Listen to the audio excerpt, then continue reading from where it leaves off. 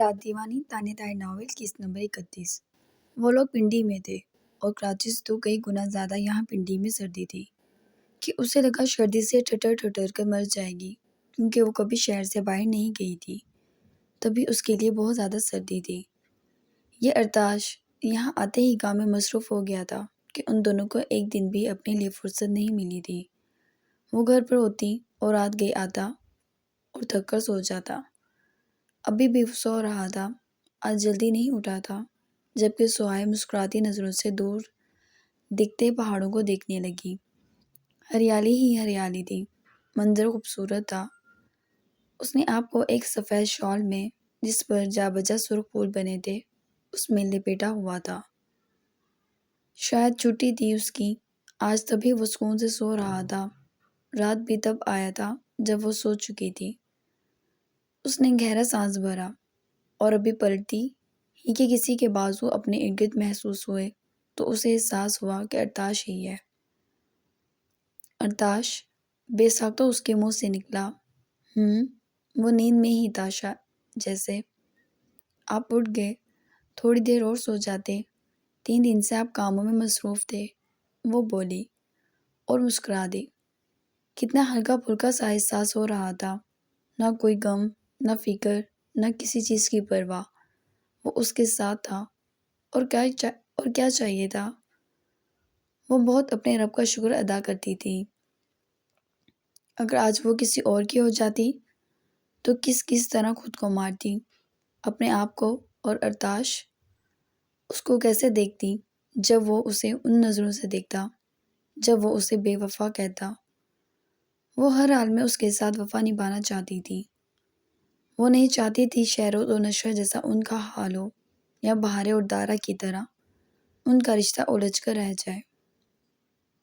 यही तो प्रॉब्लम है, 3 दिन से तुम्हारी सूरत देखना नसीब नहीं हो रही।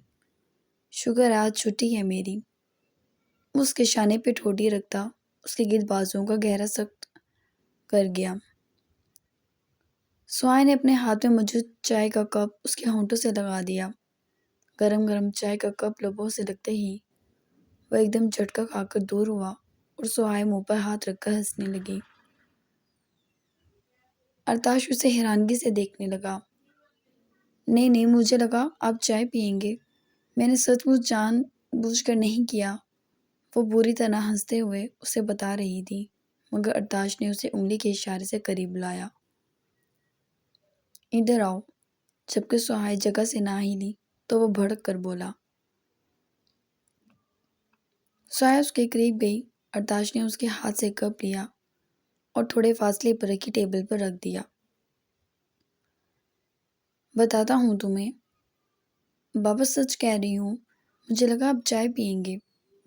वो उसे गुस्से से घूरने पर उसके चेहरे पर अपनी उंगलियों से सतर खींचने लगी। अरताश ने झुक कर उसकी पेशानी चूम ली। कितना अफसोस है मुझ पर, शादी भी की और अब तक गंवारों की तरह फिर रहा हूँ। वैसे तुम्हें मुझ पर तरस क्यों नहीं आया, वो अफसोस से बोला। आप ही मूड बनाए फिरते हैं, वो आस्तिकी से बोली। अरताश ने गहरा सांस भरा। तुम्हारी माँ के काम है, ये वो ही है हमारे बीच में फंसी हुई, बाकी सबका तो पता साफ कर दिया मैंने। सर झटक कर वो बोला, बहुत गलत बात है अरताश, आप अम्मी को अम्मी जी भी तो कह सकते हैं। अम्मी जी, वो खुलकर उसकी नकल उतारता हंसा। वो मुझे बेटा तो दूर की बात दामाद ही समझने बड़ी बात है, वो सर झटक कर बोला। वो आपको बेटा ही समझती हैं, आप बिला वजह खफा होते हैं।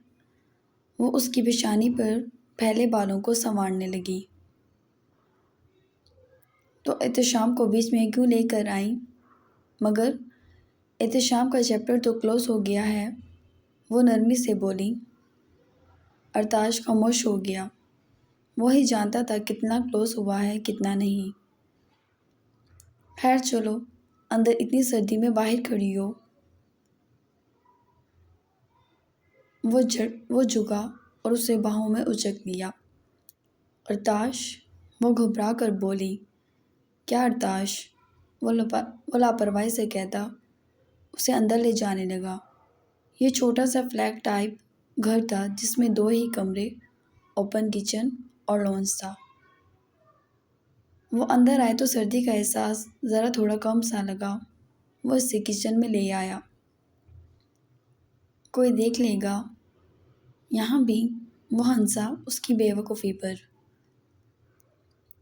پھر بھی کتنی چھوٹی چھوٹی دیواریں ہیں یہاں گھر کی، وہ منہ بنا کر بولی۔ چلو آج میں ناشتہ کراتا ہوں تمہیں۔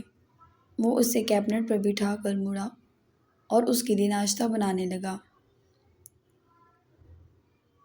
اس کی شرٹ کے اوپری بٹن کھلے تھے، اس کے بال پیشانی پہ بکھرے ہوئے تھے، جبکہ اس کے ہاتھ آملیٹ بنانے کے لیے جلدی جلدی چیزیں کٹنگ کرتے کافی تیزی سے چل رہے تھے۔ وہ اسے غور سے دیکھ رہی تھی، کیسی تیزی سے سب کچھ کر رہا تھا۔ آپ کو ناشتہ بھی بنانا آتا ہے؟ وہ حیرانگی سے بولی، چہرے پر مسکراہٹ تھی۔ بہت کچھ کرنا آتا ہے مجھے تو، تم ایک بار موقع تو دو۔ وہ آنکھ دبا کر اس کے نزدیک آیا، ایک ہاتھ میں چھری جبکہ دوسرے ہاتھ میں انڈا تھا۔ سوائے ہنسنے لگی۔ نہیں نہیں، پہلے آپ ناشتہ بنا لیں۔ اس نے اسے دور سے ہی وہیں رہنے کا اشارہ کیا۔ دیکھو مجھ میں وٹامن وائف کی کمی ہو رہی ہے، وہ معصومیت سے بولا۔ ایسا کوئی وٹامن نہیں ہوتا، وہ اپنی مسکراہٹ دباتی اسے مصنوعی گھورتی ہوئی بولی۔ ارتاش گھور کر دور ہو گیا۔ اس نے انڈا پھینٹا اور پین میں ڈال دیا۔ سوائے مسکراتی ہوئی اسے دیکھنے لگی۔ بہت اچھا لگ رہا تھا، دل میں سکون سا تھا، اور وہ دعا گو تھی یہ بدسکونی دوبارہ ان کی زندگیوں میں کبھی نہ آئے جو گزر چکی تھی۔ کافی جلد ہی ارتاش نے ناشتہ بنا لیا تھا۔ اس نے اس کے آگے انڈا پلیٹ میں رکھتے ہوئے سرو کیا۔ میڈم آپ کی خدمت میں، وہ سر جھکا کر بولا۔ سہائے نے مسکراتے ہوئے انڈے کا ایک لقمہ لیا۔ وہ واقعی مزیدار تھا۔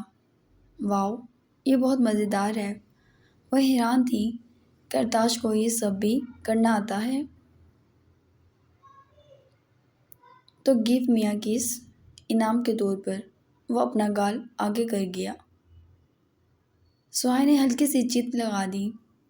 زیادہ نہیں پھیل رہے؟ میری جیسی شکلوں کو تو کبھی پھیلنے کا موقع ہی نہ ملا۔ وہ سر جھٹک کر ناشتہ رکھ کر ٹوسٹ نکال کر ٹیبل پر رکھ چکا تھا۔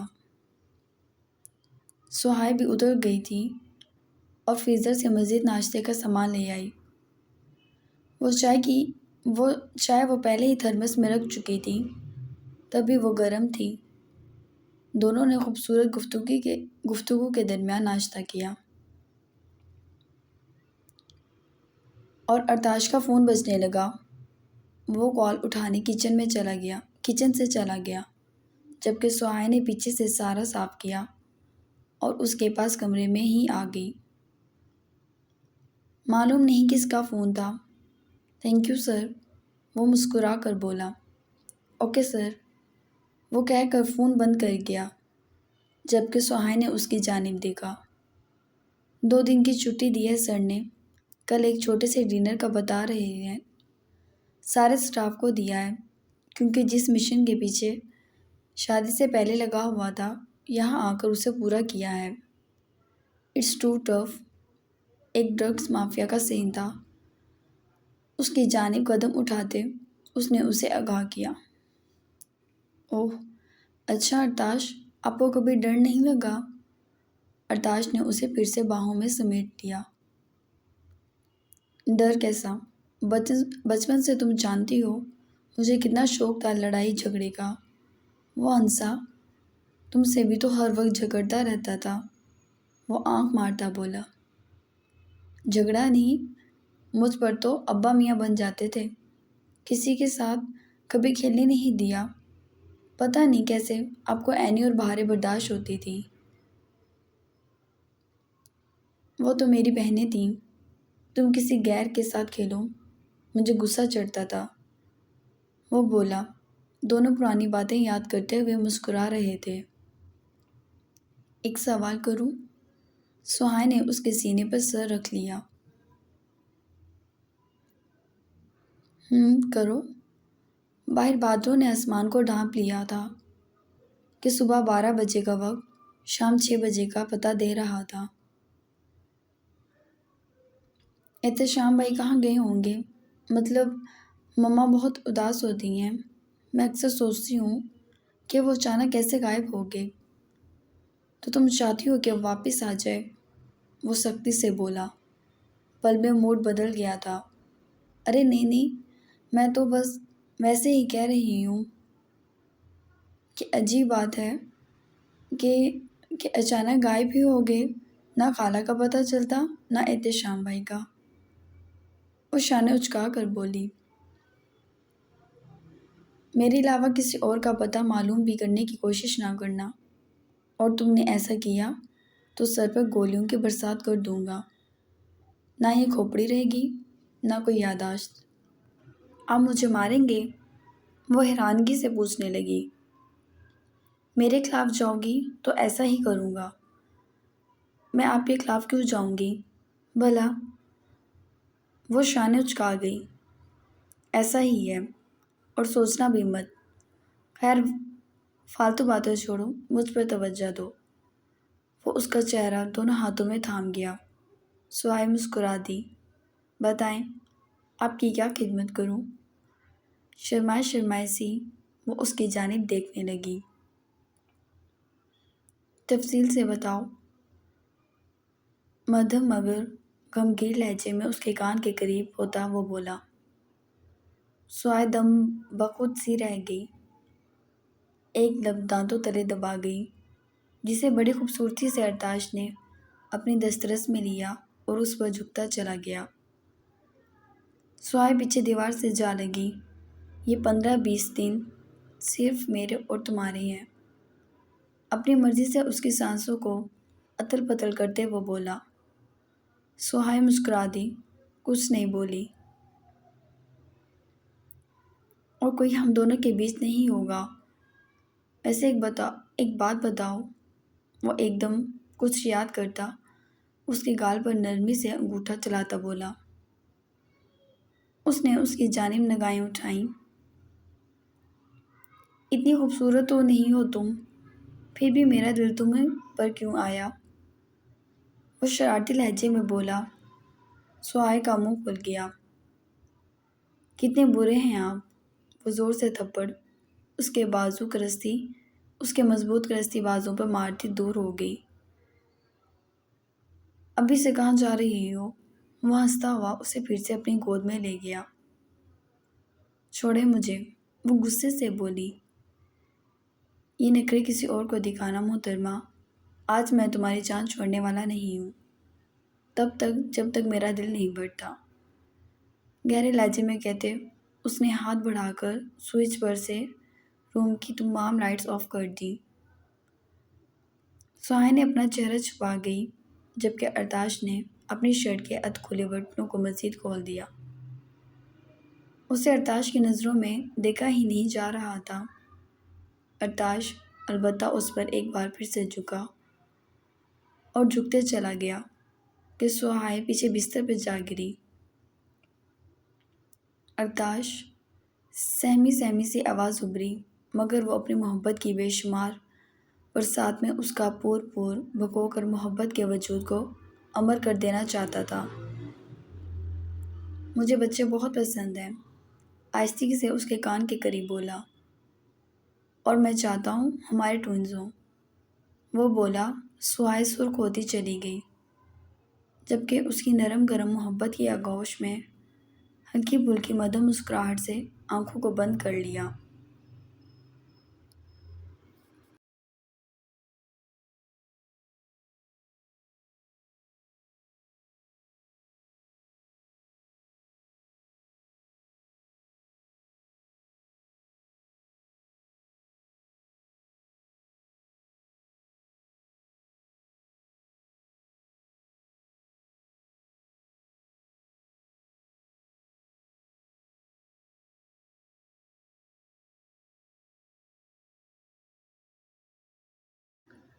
بلال میں نے تمہیں وارن کیا ہے، اب اگر تم نے بہارے کے گھر کا رخ بھی کیا تو اچھا نہیں ہوگا۔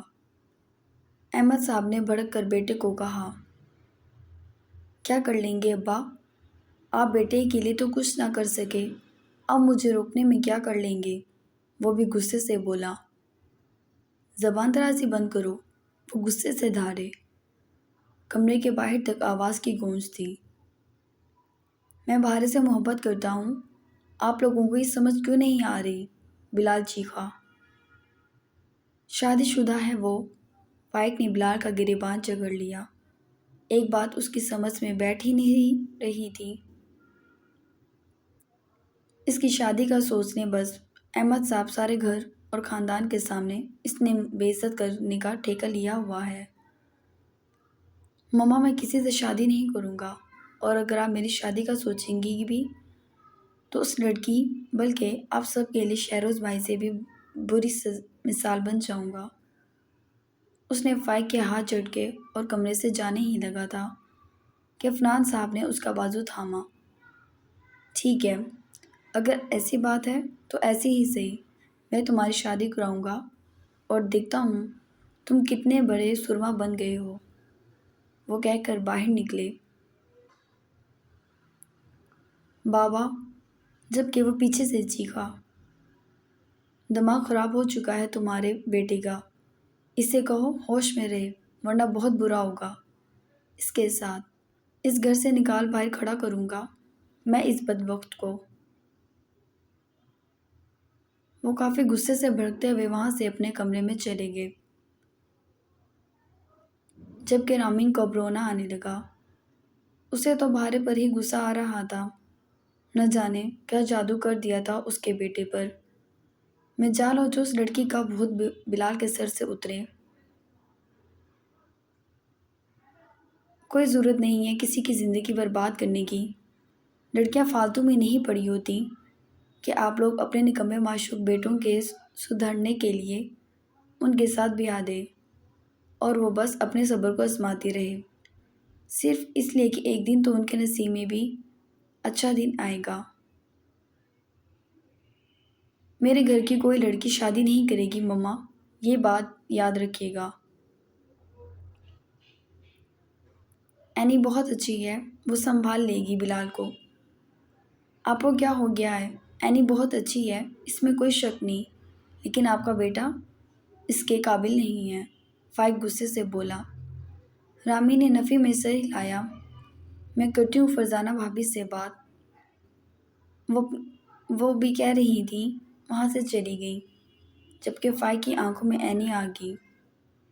وہ ایک معصوم سی لڑکی تھی، اور بلال جس جنون میں تھا، جس طرح وہ بلال کو سہتی اور برداشت کرتی، اور شاید کوئی بھی لڑکی جو یہ جانتی ہو کہ اس کا شوہر پہلے ہی کسی کو پسند کرتا ہو، کون آنکھوں دیکھی مکھی نکلتا ہے۔ وہ کچھ پریشان سا وہاں سے باہر نکلا، ارادہ دارا کی جانب جانے کا تھا۔ کافی دن ہو گئے تھے، بلکہ جب سے بہارے کی شادی اس سے ہوئی تھی، اس کے تو مزاجی آسمانوں کو لگے ہوئے تھے۔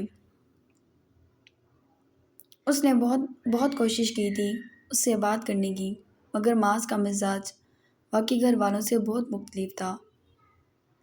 وہ اپنی بات اور اپنے رویے سے پیچھے نہیں ہٹا تو ورشا کو بھی عجیب ضد سی بڑھ گئی تھی۔ اب وہ ابا جی کے پاس دروازہ بجا کر آئی، اور اندر آتے ہی اس نے اسلام کے بعد اپنا مدعا رکھ دیا۔ وہ ابا جی، آپ سے ایک اجازت چاہیے تھی، اس نے آہستگی سے سر جھکا کر پوچھا۔ کیا ہوا بیٹا؟ ابا جی پوچھنے لگے۔ میرے کزن ہیں ایک، احمر، چچا جان کے بیٹے ہیں، وہ ملک سے باہر چلے گئے تھے کچھ سال پہلے، اور چچی اور چھوٹی ہینا کو بھی اپنے ساتھ بلا لیا تھا۔ ابھی کچھ دنوں پہلے وہ وہاں سے لوٹے ہیں تو انہوں نے دعوت دی تھی۔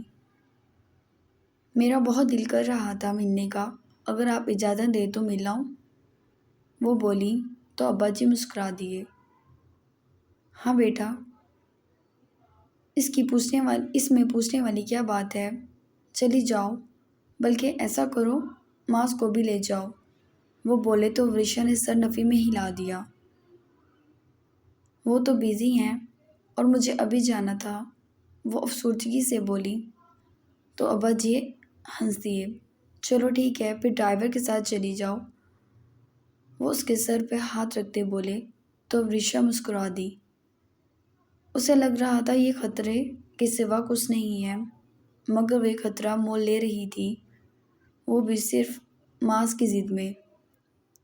وہ باہر آئی اور جلدی سے ریڈی ہونے لگی۔ اینی نے بھی اس کی ہیلپ کی۔ ویسے بھابی جان، اتنا تو آپ گھر پہ تیار نہیں ہوتی، اینی نے آنکھیں گھمائیں۔ ایسا کچھ نہیں ہے، جا رہی ہوں بس ان کے گھر پہلی بار، وہ ہلکا سا مسکرا کر بولی، اور پنک ریشمی ہلکے پھلکے کامدار لباس میں وہ ڈرائیور کے ساتھ احمد کے گھر چلی گئی۔ رات 7:30 یا 8 بجے کے قریب وہ گھر پہ لوٹا تو آج گھر پہ ضرورت سے زیادہ خاموشی تھی۔ اس نے اینی کو آواز دی، شہروز بھی اسی کے ساتھ آیا تھا، مگر وہ نشرہ کے پاس چلا گیا تھا۔ اینی آئی تو اس نے سب کا پوچھا۔ ابا جی عفنان چاچو اور احمد چاچو اپنے کسی دوست کے ہاں گئے ہیں، بابا اور تایا جان صبح سے ہی گئے ہوئے ہیں، فائق بھیا دارا بھائی کی طرف گئے ہیں، اور امی وغیرہ بھی ساتھ گئی ہیں آنٹی سے ملنے، اور بلال بھیا کمرے میں ہیں، اور بھابھی اپنے کزن احمد کی طرف گئی ہیں۔ اس نے تفصیل سے بتایا اور عجلت میں لگی، باقی سب تو ٹھیک تھا۔ احمد کا نام سن کے وہ چونک گیا۔ کیا کرنے گئی ہے وہ؟ کچھ سختی سے پوچھا۔ انہوں نے دعوت دی تھی تو ابا جی سے پوچھ کر گئی ہیں، وہ پھر سے بولی۔ ماز موڑا اور باہر نکل گیا۔ ورشا کے نمبر پہ کال ملائی۔ بھیا کھانا تو کھا لیں، وہ پیچھے سے بولی، مگر اس نے جواب نہیں دیا اور چلا گیا، جبکہ شدید غصہ دماغ میں ابل رہا تھا۔ منع کرنے کے باوجود وہ احمد کے گھر میں قدم بھی کیسے رکھ سکتی تھی؟